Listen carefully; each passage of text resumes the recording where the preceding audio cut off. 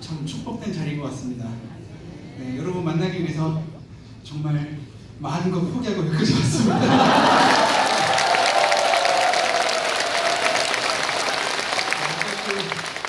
아까 말씀하셨는데 제가 김영현 교수님 팬이에요. 네, 그래가지고 네, 오늘 교수님 계신다 그래가지고 여기까지 달려오게 되었고요.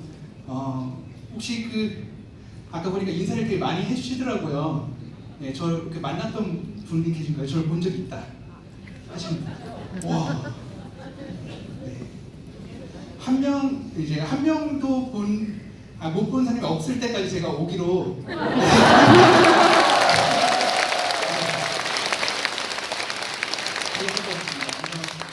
저는 9살 때부터 드럼을 시작해가지고요. 지금 이제 드럼 연주한 지 한 15년 정도밖에 되지 않은 것 같은데요. 아직 동안이죠? 네. 시골에서 자라서 시골에서 드럼을 접했어요. 근데 제가 자랐던 시골은 경기도 이천군의 이천읍 진포리 안에 있는 욕골. 못 들어보셨죠? 욕골. 네. 골짜기 마을의 이름이 욕골이에요. 저희 마을에는 6가구에서 7가구 정도밖에 이제 살지 않는 작은 마을이었고요. 버스에서 내려서 한 30분을 걸어가야지 이제 집을 갈 수 있는 그런 시골에서 자랐어요. 제가 드럼으로 성공할 수 있는 확률은 거의 없다고 봐야죠. 네, 왜냐면은 공연장도 없고 보고 자라왔던 게 없기 때문에 사실 제가 이렇게 활동을 세계적으로 할 수 있는 것 자체가 저는 하나님 살아계신다라고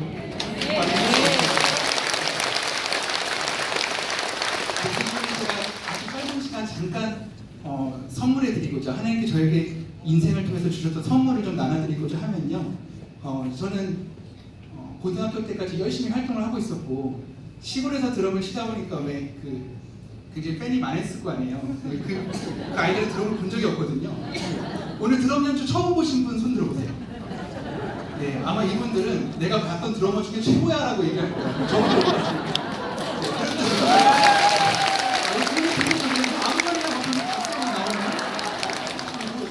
써는 건 아니죠? 너무 분위기가 좋습니다.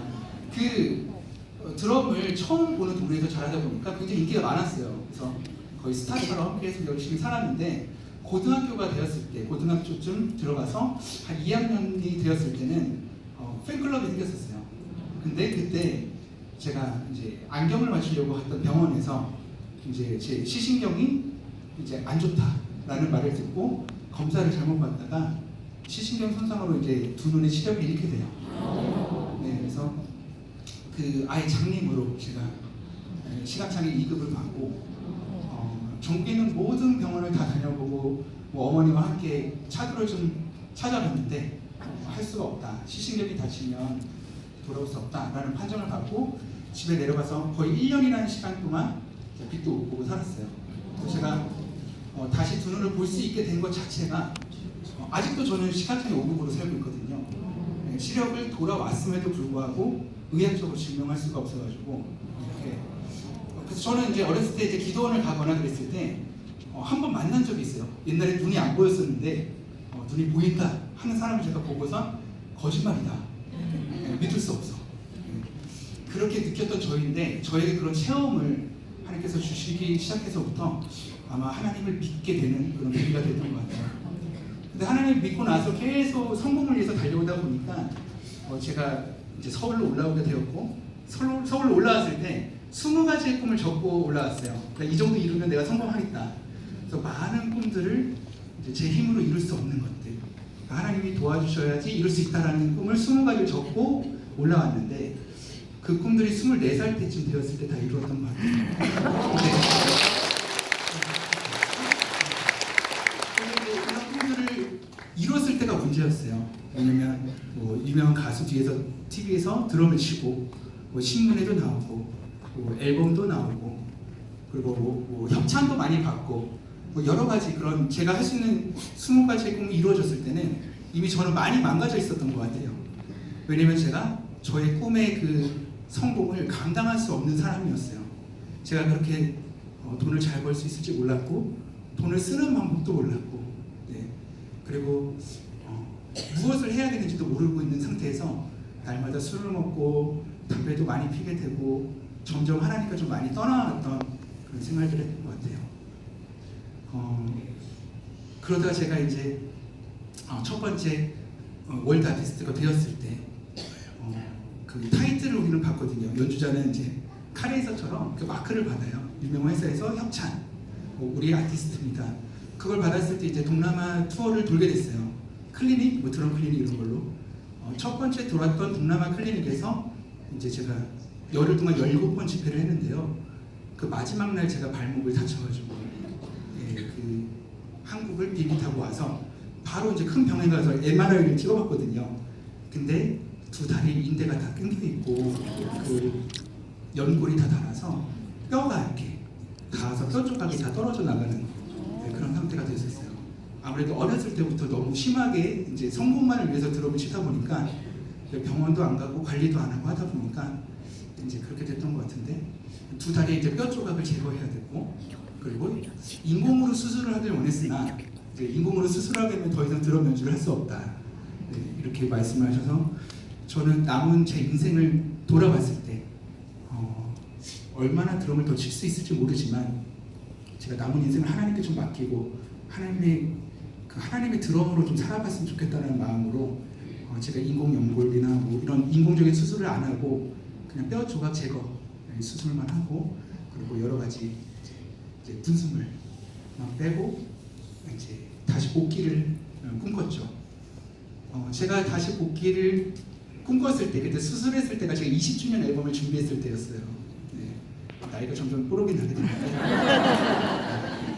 그러니까 21살 때쯤 됐겠죠. 한 살 정도 들어오셨으니까. 네.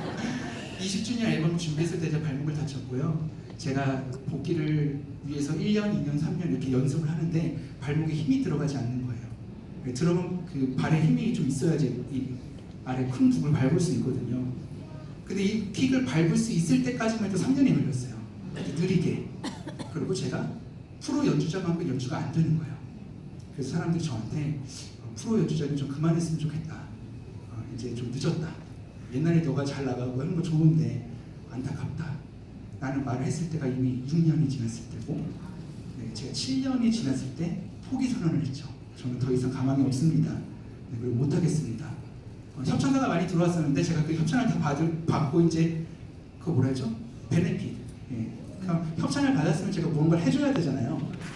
해줄 수 있는 게 아무것도 없는 거예요. 몸의 상태가 너무 안 좋으니까. 그래서 저는 더 이상 연주를 내려놓기로 결심했었죠. 그때 하나님을 만났던 것 같아요. 제가 아까 여기 서 있으면서 이 왼쪽에 걸린, 이 오른쪽에 걸린 말씀을 읽었어요. 너희는 여호와를 만난 때에 찾으라. 가까이 계실 때 그를 부르라. 이 말씀이 그때 저한테 굉장히 중요했던 것 같아요. 그때 저를 하나님께서 만나주셨어요. 제가 모든 걸 다 포기하고 전 더 이상 아무것도 할 수 없습니다. 제 힘으로는 걷기도 참 힘들어요. 근데 제가 어떻게 다시 프로 생활을 할 수 있을까요? 무엇을 할 수 있을지도 모르는 그런 상태에서 모든 걸 하나님께 다 맡기기로 했어요. 참 힘들었어요. 하나님을 믿는 데만 참 힘들잖아요, 그죠? 제가 어저께도 상담을 받았는데 새벽 4시에 상담을 받았는데 기가 막힌 얘기를 했죠.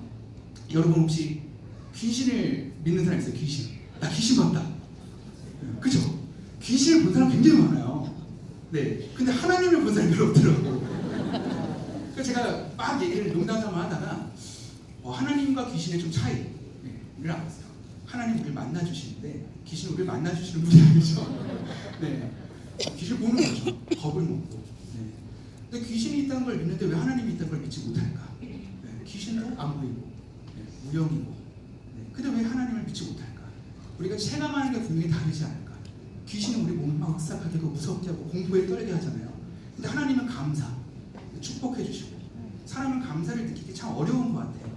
근데 제가 그 7년째 이제 복귀를 했을 때 모든 것을 하나님께 다 맡기게 된 순간부터 감사한 일만 생겼어요. 왜냐면 드럼을 연주하는 것도 감사, 제가 킥을 밟는 것도 감사. 안 그랬으면 전 똑같이 힘들었을 거예요. 네. 그때 공황장애도 굉장히 힘들었으니까 그 다음부터 좋은 일들은 모두 다 감사할 수밖에 없었던 것 같아요. 그 2017년도 1월에 데뷔를 했는데요. 1월달에 첫 번째 앨범이 나와서 굉장히 잘 되었고 3월 30일 날 세계적인 그 디자이너가 저에게 연락을 해가지고 내 패션쇼를 당신과 함께 연주로 이제 진행하고 싶다.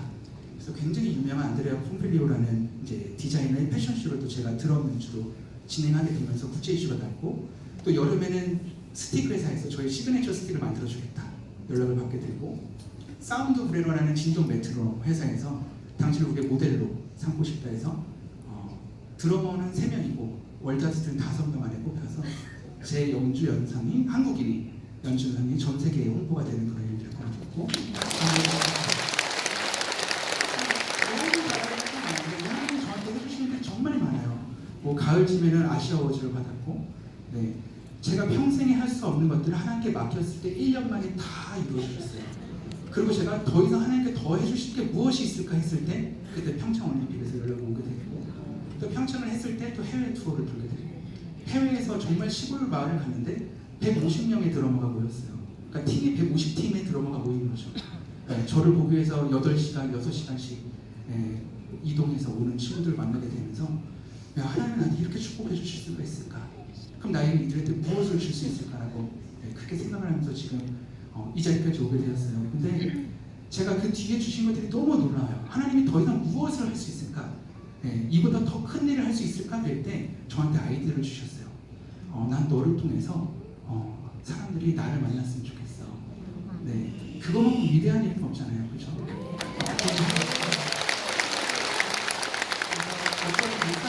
제가 참 이번에 아까 말씀드렸듯이 그 호주의 퍼스타가 굉장히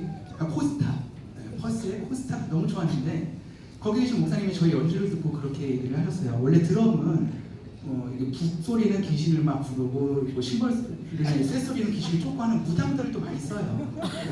그잖아요. 저희만 쓰는 게 아니라 이게 사실 어떻게 쓰느냐에 따라서 이게 영적으로 굉장히 위험한 도구거든요.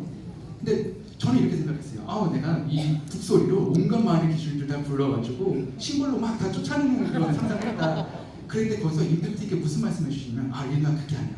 내가 뒤에서 너의 연주를 딱 봤는데 이 북소리로 우리 안에 있는 귀신들이 드러나게 해서 너 심벌소리를 다 쫓는 것 같다. 네, 그래서 제가 와, 그럼 얼마나 좋을까. 여기서 말할 것 딱 하나입니다. 이 모든 것은 하나님께서, 성령님께서 하셔야 된다는 거죠. 저희는 껍데기이고 도구로서밖에 쓰임받을 수 없을 수도 있어요. 이 모임 가운데 성령님이 임재하셔야 의미가 있는 거지, 하나님이 없으면 이 모임은 사실 그냥 정말 시간 낭비일 수도 있잖아요. 네. 근데 저희가 이 시간에 분명히 성령님께서 임재하시기 때문에 저는 오늘도 드럼 연주를 할 수 있었어요. 사실 제가 언제까지 드럼 연주를 할 수 있을지는 몰라요. 하지만 제가 만나는 사람들도 저에게는 굉장히 행운이고, 또 저희 연주를 듣는 분들에게도 굉장히 행운인 시간들은 저희가 만들어가는 것 같아요. 오늘 이 시간은 분명히 하나님께서 역사하시는 시간이라서